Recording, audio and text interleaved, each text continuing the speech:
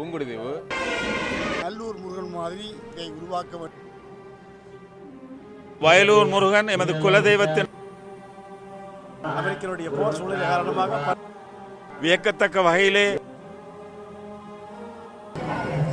இடம்பெறக்கூடிய அந்த நிகழ்வுகளுக்கு வந்து ஓடி வந்துருவார்கள். பாலசுப்ரமணிய பெருமானுடைய வேலை தெய்வமாக வைத்து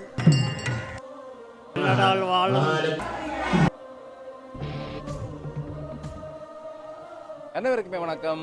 இன்று நாள் நிற்கக்கூடியது வந்து புங்குடுதீவு. இதில் நீங்கள் பார்க்கக்கூடிய மாதிரி இருக்கும் ஒரு அழகான ஒரு தீர்த்தக்கணி, ஒரு ஆலயத்தினுடைய தீர்த்தக்கணி.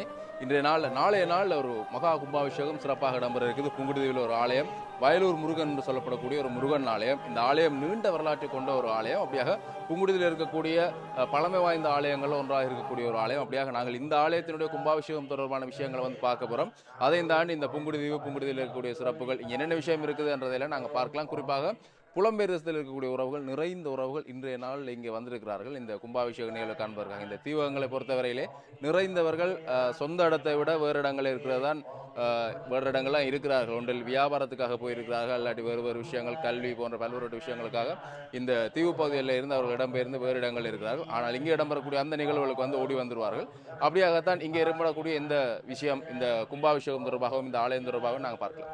காலையிலே இனிமையான ஒரு பயணம் தீவகத்தை நோக்கி. இந்த தீவக பகுதியில் வரைக்கும் ஒரு கண்ணுக்கு குளிர்ச்சியான பல காட்சிகளை பார்க்கக்கூடிய மாதிரி அது புங்குடுதீவில் இன்னும் நிறையவே இருக்குது.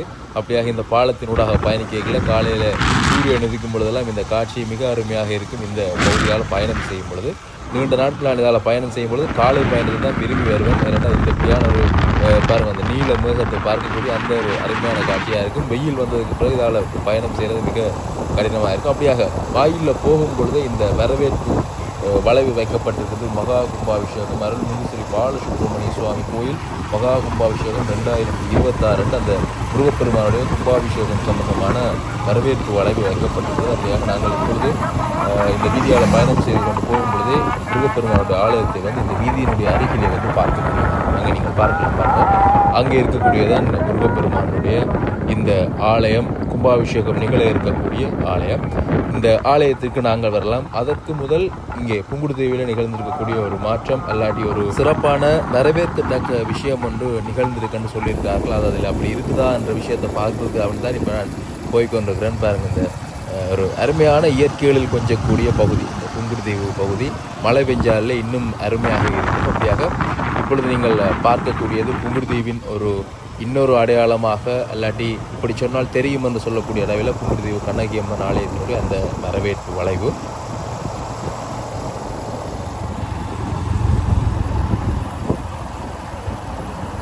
அப்படியாக இந்த வளைவுக்கு அருகில் வந்து இந்த புங்குடுதீவினுடைய அடையாளங்களை தெரிவிக்கும் முகமாக, இல்லாட்டி புங்குடுதீவினுடைய சுற்றுலா தலங்களை காண்பிக்கும் முகமாக ஒரு பதாகை வச்சிருக்கணும் என்ற மாதிரி சொல்லிக்கிறோம். அது இங்கே வைக்கப்பட்டிருக்கு தான். அந்த விஷயத்தை பார்க்கறதுக்கான தான் வந்தேன். உங்களுக்கும் இதை காண்பிப்பு பண்ணி இந்த புங்குடுதீவுக்கு புதிதாக வரக்கூடியவர்களுக்கு இலகுவாக இருக்கும். இந்த விஷயத்தை பார்த்து தெரிந்து கொள்ளக்கூடியமாக இருக்கும். புங்குடுதீவின் சுற்றுலா தலங்கள் சில அன்று அங்கே நீங்கள் பார்க்கக்கூடியமாக இருக்கும். கண்ணகிபுரம் வளைவு, அதே மாதிரி கண்ணகி அம்மன் கோயில், அங்கே பெருக்குமரம், இருப்பிட்டில் இருக்கக்கூடிய பெருக்குமரம். அதை தாண்டி இங்கே பார்த்தீங்கன்னா புனித சவேரியார் தேவாலயம், அதே மாதிரி பனங்கூடல் கடற்கரை, பானாவுடை சிவன் கோவில், அதே மாதிரி வெளிச்ச வீடு மற்றும் நில அளவு கோபுரம். அங்கே வெளிச்ச வீடு அல்லது நில அளவு கோபுரம் அங்கே நான் இது சம்பந்தமான காணொலி எல்லாமே பதிவேற்றிருக்கிறேன். அப்படியாக அது யார் அங்கே இதை செய்திருக்கிறார்கள் என்றால் தீர்ப்பாயம் வாட்ஸ்அப் குழுமம் மற்றும் தாயகம் சமூக சேவை அகம் புங்குடுதீவு 12 என்று சொல்லக்கூடிய அந்த அமைப்பினர் வந்து இந்த விஷயத்தை வந்து செய்திருக்கிறேன். உண்மையில் ஒரு வரவேற்கத்தக்க விஷயம். ஏனென்றால் இந்த புங்குடுதீவுக்கு வந்து ரெண்டு எங்கே போகிறேன்னு தெரியாமல் இருக்காங்க. அதை பார்த்துட்டு இந்த விஷயங்களுக்கு போகலாம். அப்படியாக மீள நாங்கள் இங்கே ஸ்ரீ பாலசுப்ரமணிய சுவாமி ஆலயத்துக்கு வந்து முருகப்பெருமானுக்கு தான் கும்பாபிஷேகம் நாளைக்கு சிறப்பாக நிகழ இருக்குது. அந்த மழை வெள்ளம் வந்திருக்க நேரத்தில் வந்து இந்த பகுதிக்குள்ளே வந்திருந்தனால் அப்போ இந்த பகுதி முழுவதுமே நிறைந்த தண்ணியலாக இருந்தது. முன்னுக்கே பார்த்தீங்கன்னா ஒரு மிக அழகான ஒரு தாமரை தடாகம் மாதிரியாக முருகப்பெருமானுடைய தடாகம் இருக்குது. இப்போ நீங்கள் இந்த மேலுயர்ந்த வான் காட்சியில் பார்க்குறீங்கள், அதாவது கழுகு பார்வை இல்லாட்டி விமானத்திலேருந்து பார்க்கக்கூடிய மாதிரி இருக்க தோற்றக்கூடிய ட்ரோனில் பார்க்குறீங்கள் இந்த ஆலயம் எப்படி இருக்குது, எப்படியான இடத்துல இந்த ஆலயம் அமைஞ்சிருக்குன்று. உண்மையாகவே எழில் கொஞ்சக்கூடிய ஒரு இடத்துல வயலூர் முருகன் என்று சொல்லக்கூடிய விதத்திலே அங்கே சுற்றி அங்காளி பக்கம் முழுவதுமே பார்த்திங்கன்னா வயல் நிலங்களை நீங்கள் பார்க்கக்கூடியமாக இருக்கும். அப்படியாக அங்காளே கடல் அது சார்ந்த இடம், கடலும் கடல் சார்ந்த இடமுமாக ஒரு இயற்கை எழில் கொஞ்சக்கூடிய இடத்துல வந்து இந்த முருகப்பெருமானுடைய ஆலயம் இருக்குது. தொடர்ச்சியாக நீங்கள் இந்த காட்சியை வந்து பார்க்கக்கூடியமாக இருக்கும். இன்னும் கொஞ்சம் மேலே போனால் நாங்கள் இந்த புங்குடுதீவினுடைய அழகையை ரசிக்கக்கூடியமாக இருக்கும். அப்படியாக நான் முன்னர் உங்களுக்கு சொல்லியிருந்த அந்த தீர்த்த தடாகம் அங்கே அருகில் நீங்கள் பார்க்கக்கூடிய மாதிரி இருக்கும்.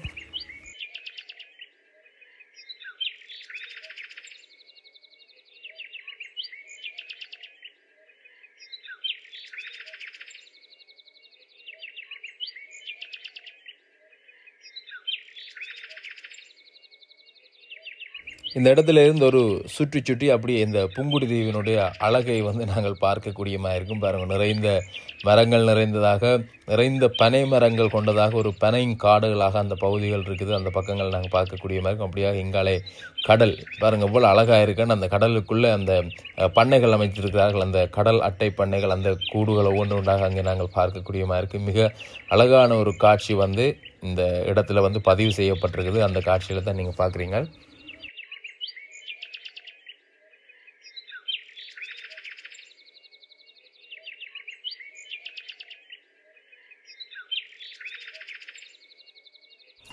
அப்படியாக இப்பொழுது நாங்கள் இங்கே ஆலயத்துக்குள்ளே வந்துட்டோம்.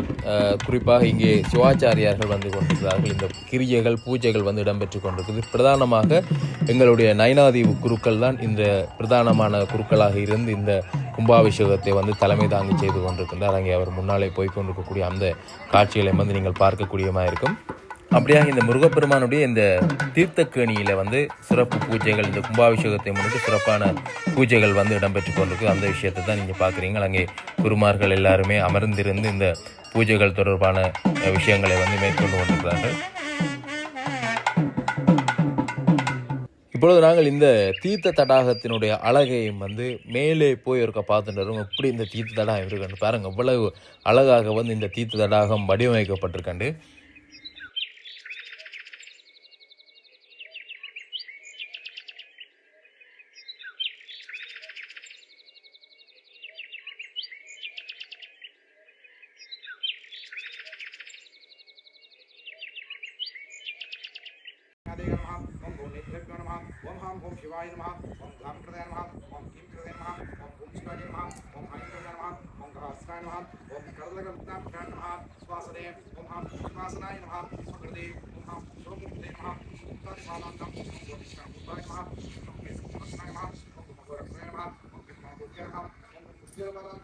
அப்படியாக சிவாச்சாரியார்கள் அங்கே பூஜைகளில் ஈடுபட்டு கொண்டிருக்கிறார்கள். நாங்கள் இப்பொழுது ஆலயத்துக்குள்ளே செல்லலாம். இந்த ஆலயம் எப்படி, இந்த ஆலயத்தினுடைய வரலாறுகள், சிறப்புகள் எல்லாம் நாங்கள் அறிஞ்சு கொள்ளக்கூடியமாக இருக்கும். இங்கே ஒரு அழகான சித்திர தேர் ஒன்று வெளியாலே இருக்குது முருகப்பெருமானுடையது. அப்படியாக இங்கே பிரதானமான யாகசாலை ஆலயத்தினுடைய முன்பகுதியில் அமைக்கப்பட்டிருக்கிறது நீங்கள் பார்க்கக்கூடியமாக இருக்கும். மிக அழகாக இங்கே யாகசாலை அமைக்கப்பட்டிருக்கிறது. வள்ளி தெய்வானை சமேதராக முருகப்பெருமான் இங்கே திரைச்சீலை போடப்பட்டிருக்குது. பிரதான கும்பம் அங்கே பின்னால் நாங்கள் பார்க்கக்கூடியமாக இருக்கும்.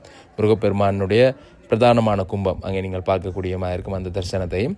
அப்படியாக ஆலயத்தினுடைய உட்பகுதிக்கு நாங்கள் செல்லலாம். எப்படி இருக்குதுன்னா, நான் முதல் முறையாக இந்த ஆலயத்துக்கு வரேன். இந்த ஆலயத்தினுடைய வரலாறு தொடர்பாகவும் எனக்கு பெருசாக தெரியாது. இங்கே இருக்கக்கூடியவர்களிடம் தான் நாங்கள் இது சம்பந்தமாக கேட்டு அறிஞ்சு கொள்ளணும். நாளைய தினம் கும்பாபிஷேகம் எல்லாம் எத்தனை மணிக்கு நிகழப்போகுது என்பது தொடர்பாக எல்லாம் நாங்கள் பார்க்கலாம். அப்படியாக வாயிலில் வந்து முருகப்பெருமானுடைய வாகனமாக மயில், பச்சை மயில் இங்கே அழகாக காட்சி. அங்கே நிறைகுடம் அங்கே மயில் மேலே வைக்கப்பட்டது. அப்படியாக வள்ளி தெய்வானை சமேதராக முருகப்பெருமான் அங்கே காட்சி கொடுக்கிறார். மிக அழகாக வர்ணம் தீட்டப்பட்டு புதுப்பொலிவோடு காட்சி தரக்கூடிய ஆலயம். ஓம் அங்கே அடுத்ததாக முருகப்பெருமானுடைய ஒரு ஓவியம் வரையப்பட்டிருக்குது. மிக அழகாக ஆலயத்தினுடைய முன் மண்டப பகுதியை நாங்கள் இப்போ தாண்டி ஆலயத்தினுடைய உட்பகுதிக்கு போகிறோம்.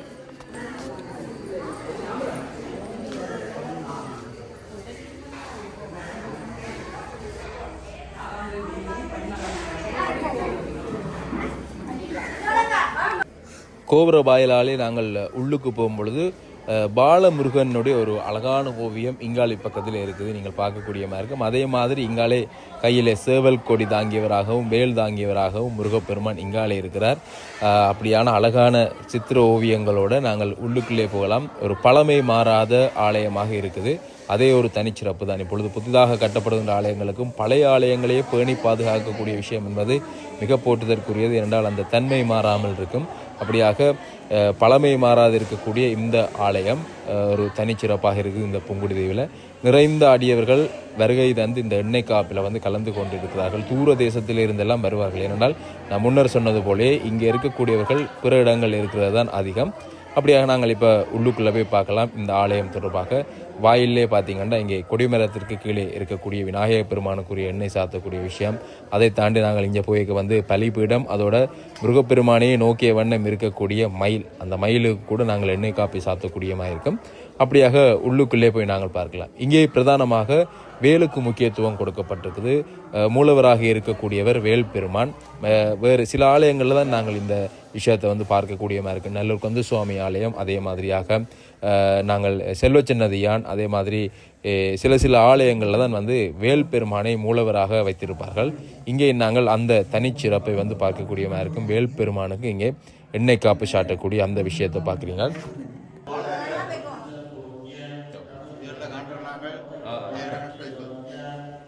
வேல் தான் நம்முடைய தெய்வமாக பண்டைய காலங்கள் தொட்டு வந்து வழிபட்டு வரக்கூடிய விஷயம். இந்த வேல் முருகப்பெருமானுடைய கையில் இருக்கக்கூடிய அந்த வேல்.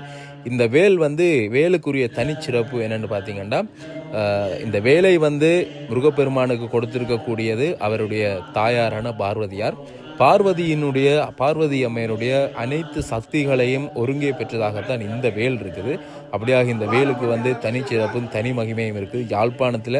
யாழ்ப்பாணம் என்பதை தாண்டி முருகப்பெருமானை வழிபடக்கூடியவர்கள் இந்த வேல் வழிபாட்டில் தான் பார்த்திங்கன்னா அதிகமாக ஈடுபடுவார்கள்.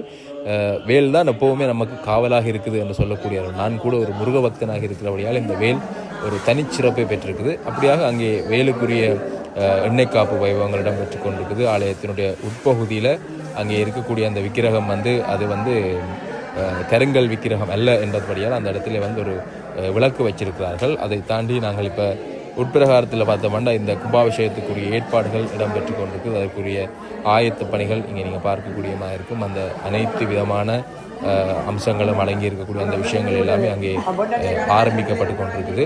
நாளைய தினம் காலை பொழுதுல கும்பாபிஷேகம் எத்தனை மணிக்கு என்றெல்லாம் அந்த விஷயத்தை வந்து நாங்கள் இங்கே இருக்கக்கூடியவர்களிடம் கேட்டு தெரிஞ்சு கொள்ளலாம்.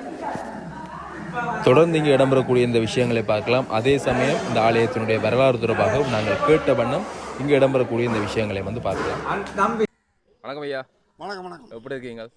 நலமாக இருக்கிறோம். மீண்டும் புங்குடுதீவில் உங்களை சந்திப்பதில் மகிழ்ச்சி. ஒரு புங்குடுதீவின் மைந்தனாக இன்றைய நாளில் இந்த நாளைய நாளில் முருகப்பெருமானுடைய கும்பாபிஷேகம். எங்களுக்கு இந்த கோயில் தொடர்பாக சொல்லுங்கள். இந்த கோயில், இந்த வரலாறு கோயில்.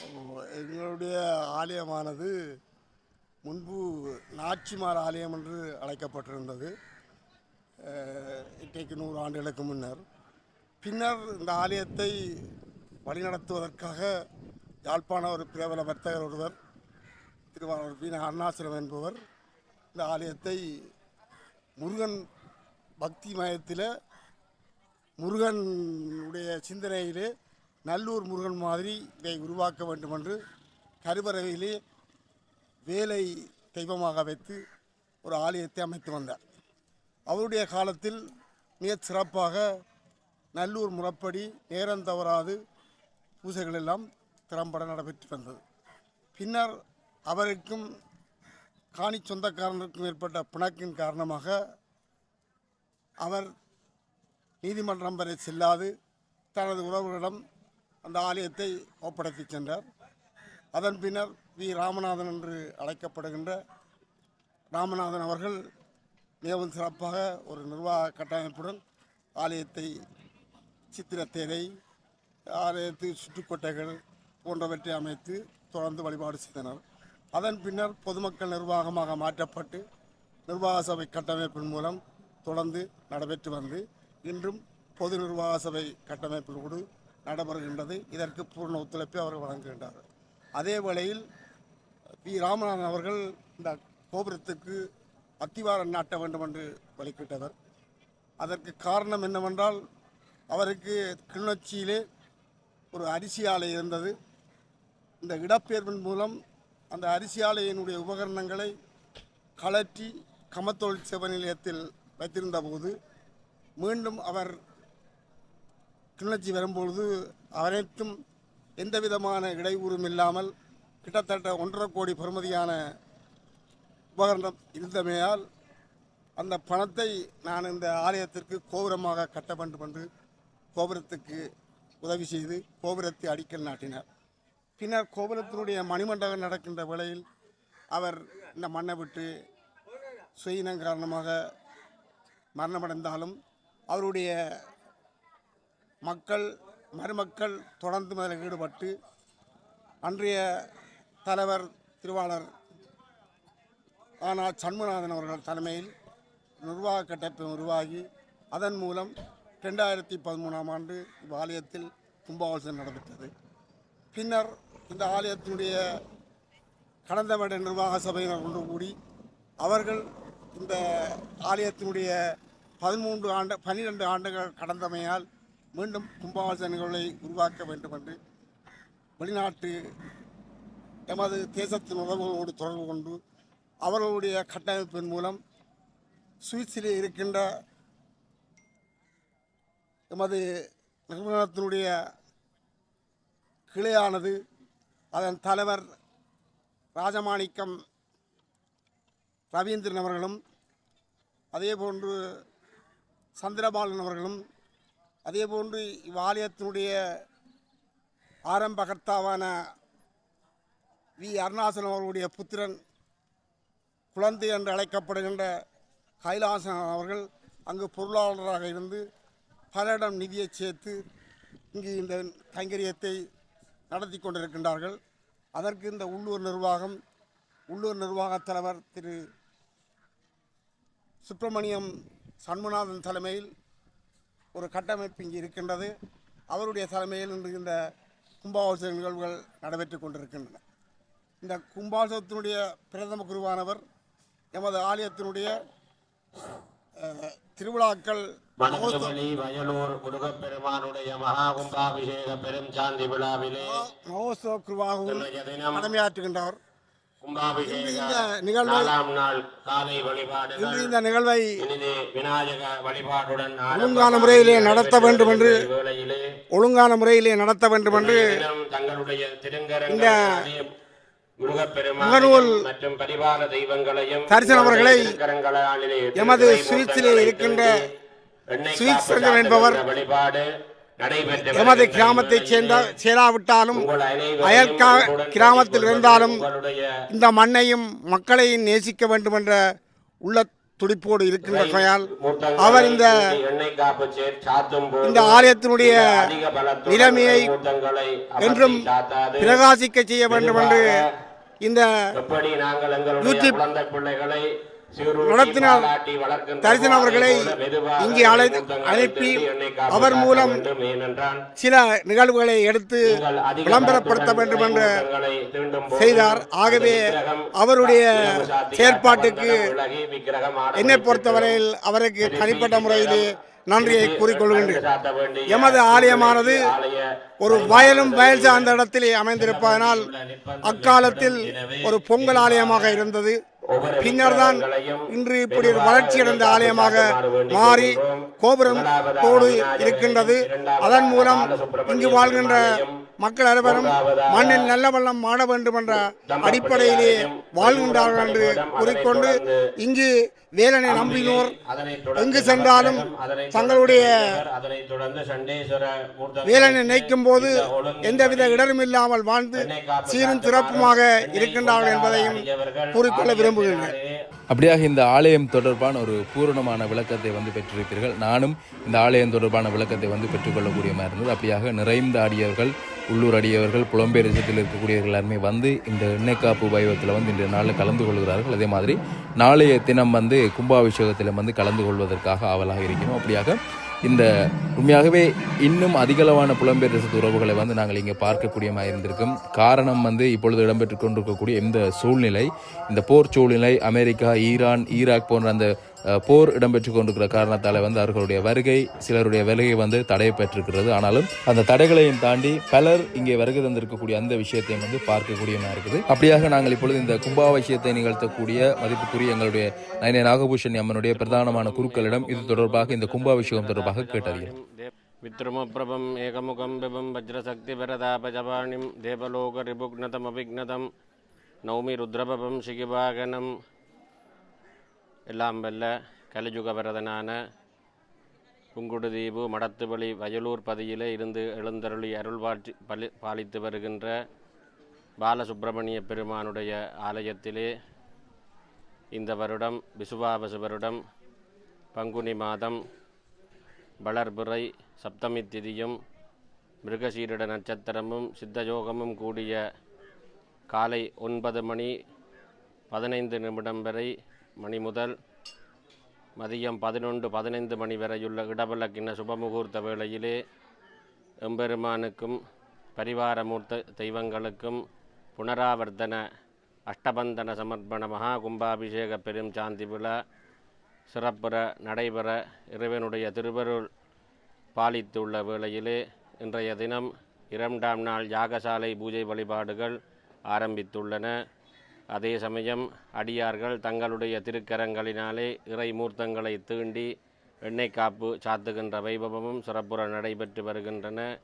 இன்றைய தினம் இந்த வழிபாடுகளிலே கலந்து கொண்ட அடியவர்கள், ஆலயத்தினுடைய பரிபாலகர்கள், தர்ம பரிபாலன சபையினர்கள், பாலசுப்பிரமணிய பெருமானுடைய மீளா அடியவர்கள் எல்லோருக்கும் நல்வாழ்த்துக்களையும் நல்லாசிகளையும் தெரிவித்து 16 செல்வப்பேறுகளும் பெற்று மண்ணில் நல்ல வண்ணம் வாழ வேண்டும் என வாழ்த்தி நல்வாழ்த்துக்கள் கூறி ஆசிகள் கூறி அமைகின்றோம். அப்படியாக இந்த கும்பாபிஷேகம் தொடர்பான ஒரு பூரணமான விளக்கத்தை எங்களுடைய குருமணி வழங்கியிருப்பார். அப்படியாக இப்பொழுது இந்த போர் சூழ்நிலையும் கூட பார்த்தீங்கன்னா புலம்பெயர் தேசங்களிலிருந்து இங்கே வந்திருக்கக்கூடியவர்களுடன் நாங்கள் கதைக்கலாம். வணக்கம் அண்ணா. வணக்கம். எப்படி இருக்கீங்க? நலமாக இருக்கிறோம். நீண்ட நாளை பிறகு ஊருக்கு வந்திருக்கீங்க. உங்களுக்கு கடந்த வருடம் வந்து விட்டோம். மீண்டும் இந்த வருடம் வயலூர் முருகன் ஆலயத்தினுடைய திருச்சாந்தி பெருவிழாவில் கலந்து கொள்வதற்காக நான் வந்திருக்கின்றேன். பல்வேறு புலம்பெயர் தமிழர்கள் வர வேண்டிய ஒரு சூழ்நிலை இருந்தாலும் கூட உங்களுக்கு தெரியும், இந்த ஈரானுடைய அமெரிக்கனுடைய போர் சூழ்நிலை காரணமாக பல்வேறு பக்தர்கள் தங்களுடைய டிக்கெட்டுகளை கேன்சல் பண்ணிவிட்டு வர முடியாத சூழ்நிலையிலும் இருக்கின்றார்கள். அந்த வகையிலே வேறு மாற்று வழங்குகளை விமான நிறுவனங்கள் செய்து பல அன்பர்களுக்கு வந்து கொண்டிருக்கின்றார்கள். அந்த வகையிலே அந்த எல்லா அனுக்கிரகம் பெற்ற எமது வயலூர் முருகன் ஆலயம் ஆரம்ப காலத்திலே சபாபதி ஐயா அவர்களால் ஒரு சிறிய ஆலயமாக தோற்றுவிக்கப்பட்டு அப்பொழுது அது வரதீவு நாச்சிமார் ஆலயம் என்று கூறப்பட்டதாக வரலாறு கூறுகின்றது. அந்த வகையிலே அதன் பிற்பாடு அதனுடைய நிர்வாகத்தை எடுத்த எமது வீணான அருணாசலம் ஐயா அவர்கள் அதை வழிநடத்தி சென்றார். அதன் பிற்பாடு எமது பிரபல வர்த்தகராக இருந்து பல்வேறு நலத்திட்ட உதவிகளை இந்த மண்ணுக்காக செய்து ஆலயத்தினுடைய இந்த பாடசாலையினுடைய வளர்ச்சிக்கு தன்னுடைய நிலங்களை அர்ப்பணித்த ராமநாதன் விளையாட்டு அரங்குடைய 2 பேரை வைத்திருக்கிறார் அவருடைய ஞாபகார்த்தமாக.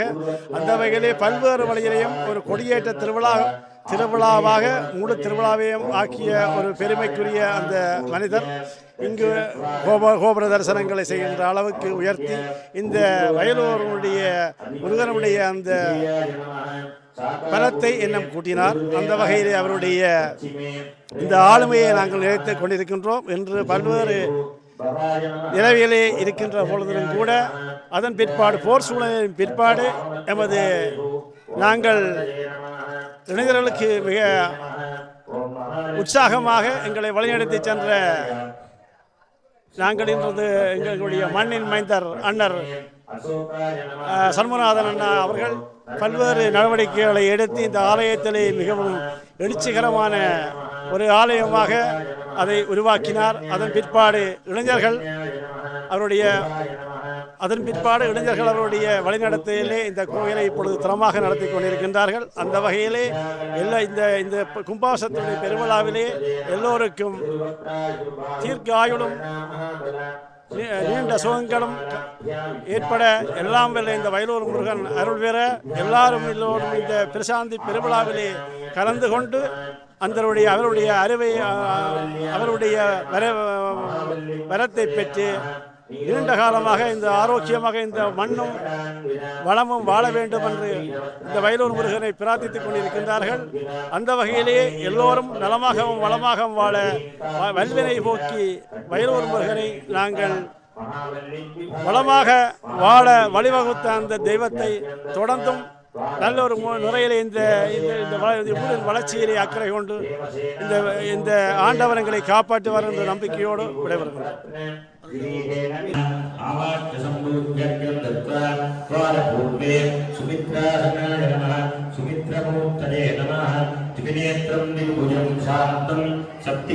புங்குடுதீவு, மடத்துவழி, வயலூர் முருகன் என அழைக்கப்படும் நாச்சிமார் கோவில் என ஏற்கனவே வழங்கப்பட்ட ஸ்ரீ பாலசுப்பிரமணிய சுவாமி கோவில் திருக்குட முழுக்கு விழா என்று அதற்கு முதல் நாள் எண்ணெய் சாத்தும் வைபவம் இடம்பெறுகின்றது. நாளை திரு குட பெருவிழா சிறப்பாக நடைபெற உள்ளது. இந்த ஆலயத்தின் திருக்குட முழுக்கு பெருவிழாவிற்கு புலம்பெயர் தேசங்களில் வாழ்ந்து கொண்டிருக்கின்ற எமது கிராமத்தை சார்ந்த முருகன் அடியார்களது நிதி உதவியில் பிரமாண்டமாக புனருத்தாரணம் செய்யப்பட்டு எம்பெருமானுக்கு நாளை மகா கும்பாபிஷேக வைபவம் நடைபெற உள்ளது. இந்த ஆலயத்திலே நாங்கள் சிறுவர்களாக இருந்த பொழுது வழிபட்டிருக்கின்றோம். ஆலயத்தின் முன்னாலே இருக்கின்ற கமலாம்பிகை ஆரம்ப பாடசாலையிலே கல்வி கற்றவன் என்ற வகையில் ஒவ்வொரு வெள்ளிக்கிழமைகளிலும் நாம் பாடசாலையிலிருந்து வரிசை கிரமமாக நாச்சிமார் ஆலயத்துக்கு வருகை தந்து சிவபுராணம் பாடி செல்வது வழமை. நாங்கள் படித்த காலத்திலே, ஆரம்ப கல்வி படித்த காலத்திலே எமது ஆலயம் ஒரு சிறிய கொட்டிலாக இருந்தது.